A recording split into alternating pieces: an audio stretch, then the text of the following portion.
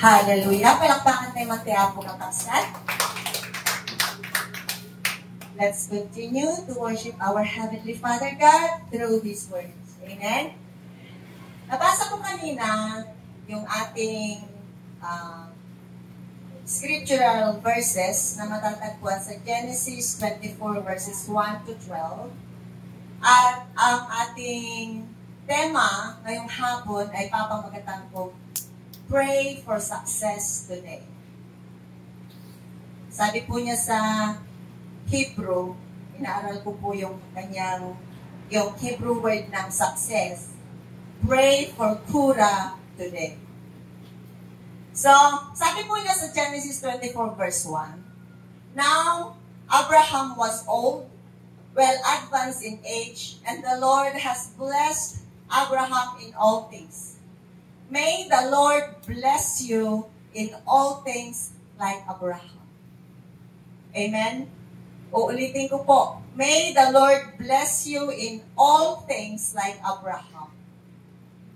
Saan po ba blessed si Abraham? Abraham was rich in silver and gold. At noong unang panahon, silver and gold speaks of money. Abraham was rich in flock. Marami siyang mga alagang tinatawag po nito for provisions. Marami siyang tupa, marami siyang mga ibang klaseng mga chicken maybe. Basta flock. Kambing, etc. So it speaks of provisions. And Abraham was rich in cattle. Ano po ba ang cattle? Ito po yung mga four-legged animals. Ito yung mga may apat na paa na noong unang panahon ito ang ginagamit nila to travel. So during our time, Abraham was rich. Kung ngayon sa panahon ito, tinatawag na Abraham was rich in all kinds of vehicles. So may the Lord bless you in all kinds of vehicles. Amen? Kasi ito po yung sinasabi niya. Sabi nga sa verse 2, So Abraham said to the oldest servant of his house, who ruled over all that he had. So ibig sabihin si Abraham hindi nagtatrabaho. Meron siyang mga katiwala. Please put your hand under my thigh.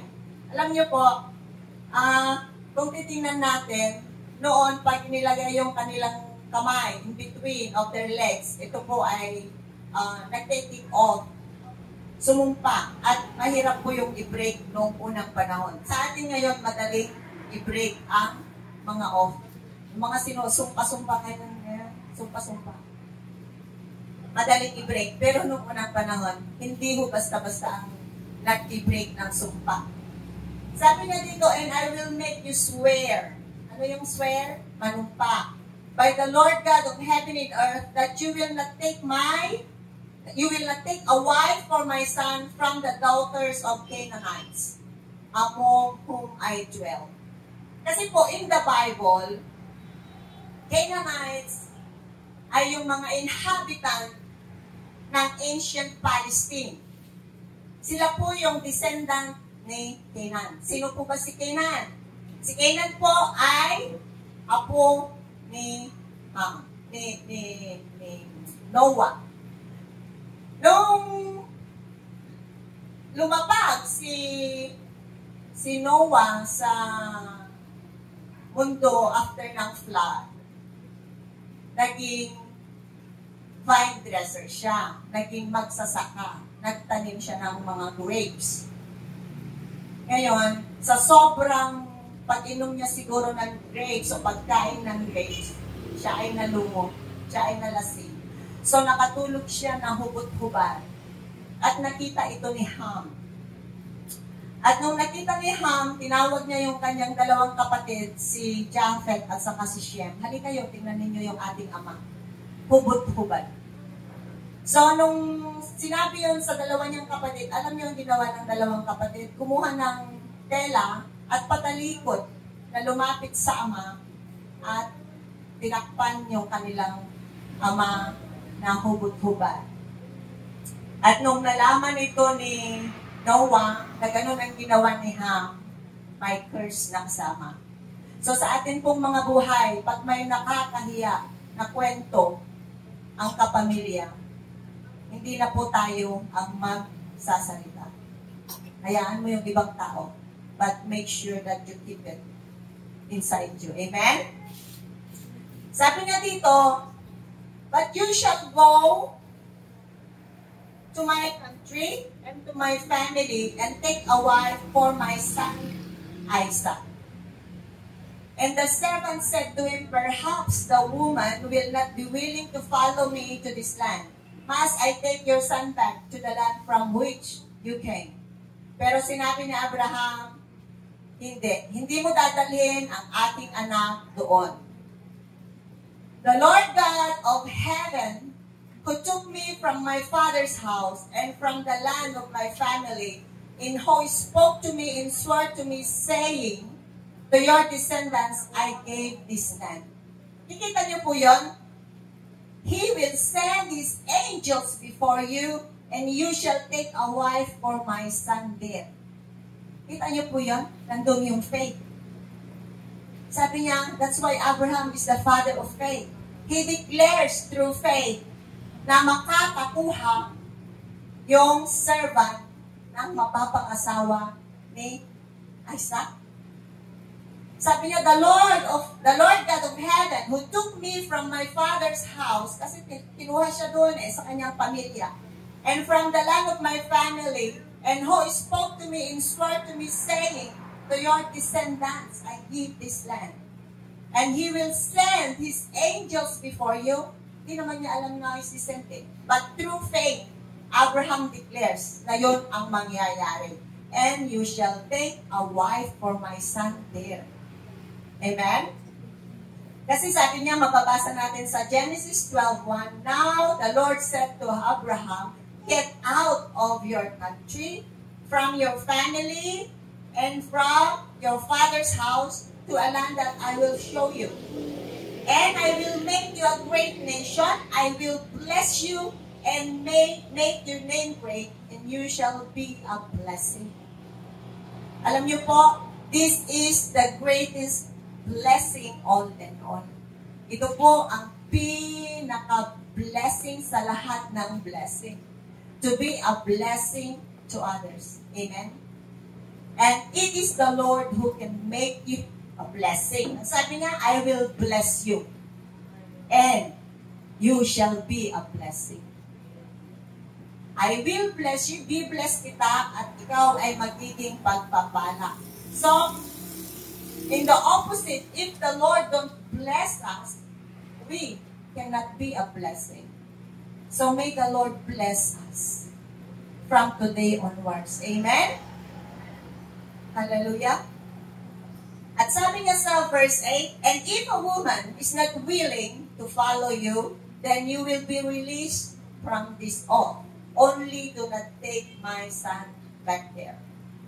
No, kung hindi sasama sa iyo yung babae, sabi niya, so, mapapawalang bisa yung iyong pag-take oath at wala kang pananagutan. Pero wag mong dadalhin ang ating anak doon.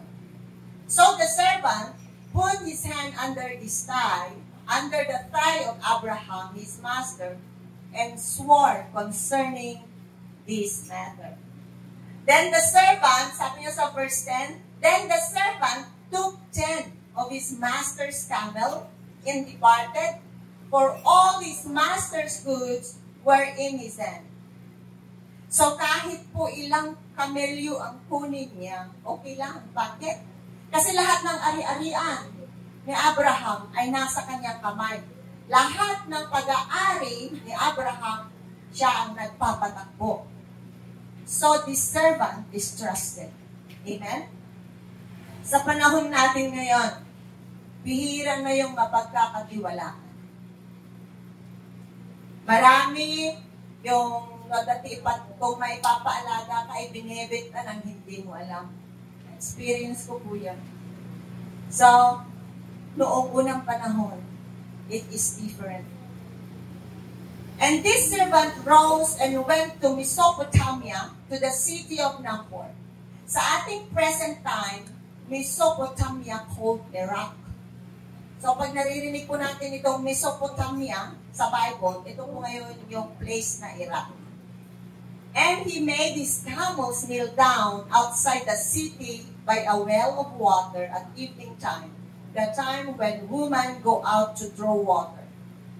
So nung nakarating siya doon sa Mesopotamia, doon sa may balon, pinaupo niya yung kanyang mga kamelyo. Kneel down ko na kasi yung mga kamelyo, di ba pag naupo sila, naka-kneel down yung kanila. Pinaupo niya doon sa may palibot ng balon. And maraming babae ang pumunta doon. Kaya hindi niya alam kung sino yung babae na kanyang kukunin bilang asawa ni Isaac. And this is the highlight of our topic this afternoon. Then the servant said, O Lord God of my master Abraham, please give me success this day. Show kindness to my master Abraham. Ang question ko po, how many of us call this prayer every day? Ilan po sa atin yung bumabanggit ng panalangin na ito na turo ng ating Biblia sa inaraw-araw ng ating buhay? Alam niyo po, natutunan ko po na bigkasin ito pagkagising ko sa umaga. Kasi sa dinabi-dami ng trabaho, minsan bumalikwas ka lang, di ba? So, pag nagising po ako ng alas 2, alas 3, binibigkas ko po ito. Lord, give me success this day. Kasi alas 3 umaga na yun. Panibagong araw na yun. So, especially po, yung paglakad-lakad ko ng mga papers ng resort, pinuput ko ito sa sasakyan. Sabi ko, Lord, please give me success this day.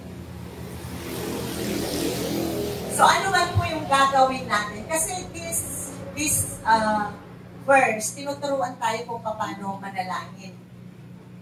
Improntong panalangin. Kung ano yung kailangan mo ngayon. You don't need to, yung wala nang maraming palamuting panalangin. Kung ano yung kailangan mo, yun ang sasabihin mo. So, ano man ang gagawin natin? Let's quote this verse. Father God, please give me success this day. Catherine anak, pag nanganak ka, Lord, please give me success this day. Amen? Kahit pagpunta po ng hospital, tell God, Lord, please give me success this day. Kasi pag binanggit mo yon, you already claim your victory. Amen? Victory of what? Victory of healing. Pag may business ka, bago ka magbukas, bigkasin mo, Lord, give me success this day. It means you already claim big sell for this day. Amen? Pag magbubukid po tayo, bago ka pumunta sa bukurin, sabihin mo, Lord, please give me success this day. Para makita mo kung ano yung pangangailangan ng iyong mga bukirin. Para magkaroon ng maraming ani. Amen? Sa ating mga anak, please, Lord, give me success this day para sa ating anak, para makita natin kung ano yung kinakailangan ng ating mga anak. Amen? Because only the Lord can put everything in the right direction. He is the only one who can position everything for us to have a good success. Good success. Amen? Only the Lord can give us good success. Amen po?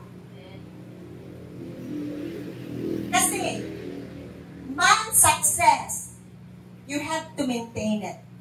Pag success mo, you have to maintain it. You have to work very hard to maintain your success. But when God gives you that success, the Lord will maintain that success. Ano pong gusto nyo? Man success or God success? God success. Bakit? Effortlessly. Wala kang effort. Pero pag man success, you have a lot of effort. Amen? So, konti lang po ito, parang ang dami lang. So, sa kwento po, the unnamed servant arrived at the well outside the city of Nahor in the evening and decided to stop there. Sabi na dito, napakaraming babae ang nag-gather doon to draw water. Kasi ang mga bahay doon, syempre noong unang panahon, awan pijitmatic. Walang electric. Walang ganyan. Nasa kusina mo yung tubig. There's a well. Balloon. Tapos, tuwing umaga at tuwing gabi, magsasalok ka ng tubig. Sabi niya dito, there were so many young women gathered to draw water there that he did not know who would be the right woman for Isaac. Hindi niya alam kung sino doon ang para kay Isaac. So, the unnamed servant prayed this simple prayer. Ano yung prayer niya? O Lord God of my master Abraham, please give me success this day and show kindness to my master Abraham. Amen? Pwede po pati sabi, Lord, please give me success this day. Amen? Actually, kapag tinukot nyo po ito araw-araw, madali mong malaki. Kapag nandun ka sa salamin, maaalala mo. And then, pag bibigkasin mo sa sarili mo yung, Lord, give me success this day. So, to make the long story short, nakita ng unnamed servant ang napakagandang dalaga na si Rebecca. So, it goes without saying, with the presence of the Lord, success happens. No other way around. That's why every single day, let us seek the presence of the Lord. Dahil ang presensya niya ang nagbibigay ng success sa atin. Amen? Only the presence of the Lord give us success. Naalala niyo po yung Ark of the Covenant? Lakasan itulad. Yung tuwing nakikipaglaban ang mga anak ng mga Israelita, gaano man karami ang kanilang kalaban, gaano man karami yung mga sundalo na katunggali, kahit pakunti ang mga Israelita, as long na nandun sa kanila yung Ark of the Covenant, sila ay nananalo. Amen? Why? Because that represent the presence of the Lord. Yun pong Ark of the Covenant or Lakasa Titulag kay Ilocano, that is the presence of the Lord. Amen? Kasi wala pang Holy Spirit. Bakit? Na parang katulad nung sa may Holy Spirit na pero hindi pa napupunta sa kanila. Why? Because Jesus is not yet there. Jesus wasn't died yet. Sabi niya nung namatay siya doon sa sabi niya nung pumunta na siya sa langit, aalis ako, pero bibigay ko sa inyo ang comforter, and that is the Holy Spirit. So, sinasabi niya dito na dahil sa prayer na yan, the unnamed servant, na iuwi niya si Rebecca sa tahanan ni Abraham. Sabi niya sa verse 61, Then Rebecca and her maids arose, and they rode on the camels and followed the man. So the servant took Rebecca and departed. Sa verse 63, And Isaac went out. Actually, ito po, katuloy po ito nung ating topic noong October 7 yata. And Isaac went out to meditate in the field in the evening, and he lifted his eyes and looked, and there the camels were coming. So, nung pauwi si Rebecca, kasama yung servant, tamang-tama naman napapalabas si Isaac papunta sa bukid para mag-meditate sa gabi. And then, nung inilift niya ang kanyang mga mata, nakita niya sa malayo yung mga kamelyo padating. si Rebecca at saka ang servant. And then sa verse 64, then Rebecca lifted her eyes, and when she saw Isaac, she dismounted from the camel. Sinasabi niya dito na noong si Rebecca, nakita niya si Isaac, malayo pa lang, she dismounted. It means alighted from the camel. So ano pong sinasabi nito? Ganun po ang mangyayari sa atin sa rapture. In a blink of an eye, when we lifted our eyes and we see Jesus, we will be transformed. Amen?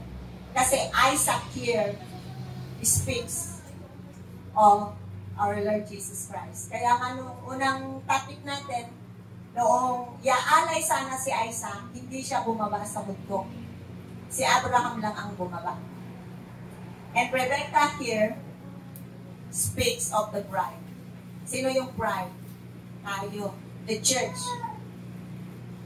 So, sabi po niya sa verse 63, Isaac went out to meditate in the field. And the field in the Bible represents us the world. So, kung titingnan natin, because the field here, Isaac represent of Jesus, the field represent of the world, and Jesus or Isaac went to the field in the evening. Ano pong nakikita natin dito? Jesus went to the world. Amen? Ang Panginoong Jesus ay pupunta siya dito sa mundo once again. And then when the church, when the bride lifted their eyes and see Jesus, they will be dismounted, they will be transformed, alighted. Hindi na sinabing nahulog. Alighted. Ibig sabihin, kumbaga, limat to on the air.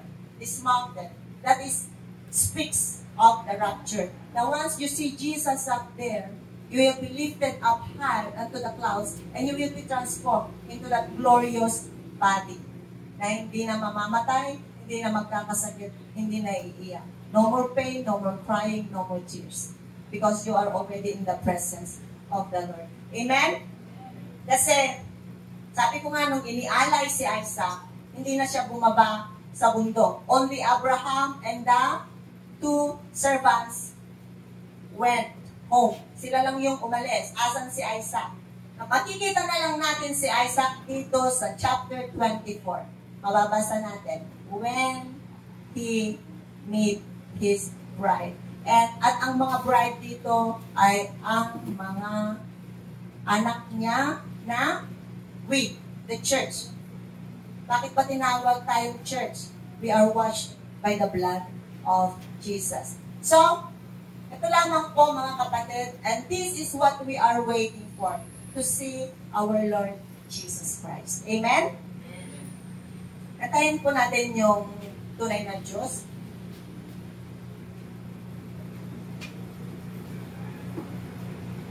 Hallelujah. Sana mga kapatid, may kahit maiksi lang yun, sana may mga nakatagdag sa ating mga kaalaman patungkol sa ating Panginoong Jesus.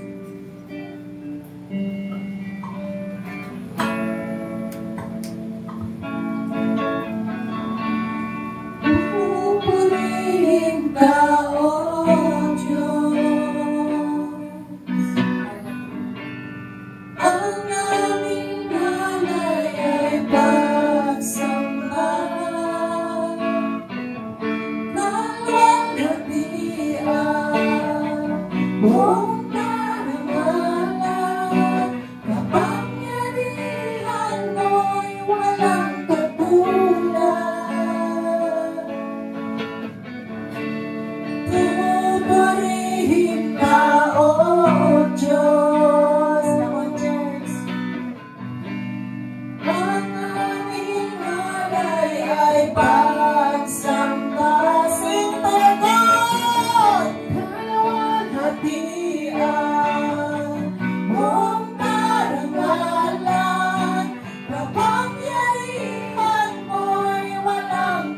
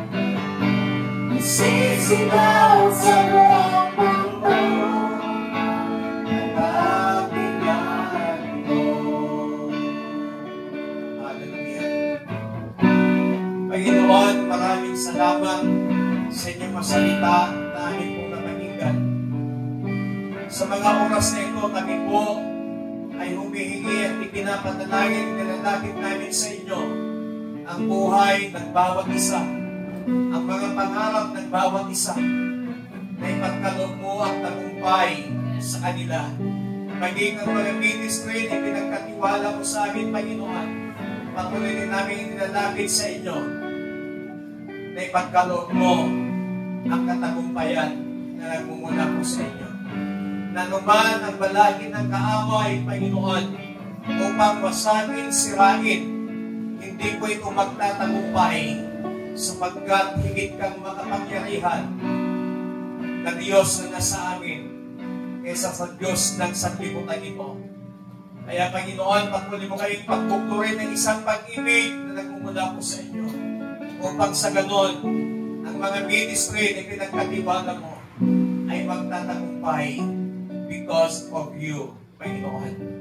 Tulungan mong bawat isa sa amin mula sa hapon po ito, patuloy mong pagpalain ng iyong lingkod na siya pong ginamit upang maghayag ng masalita. Marami pong salamat sa inyo po na hindi pinagkakatiwalang lahat. Ito ang aming panalangin sa matamis na pangalan ng aming Panginoon Hesus. Ang lahat ay magsabi na Amen. Palakpakan natin ang Panginoon. Hallelujah.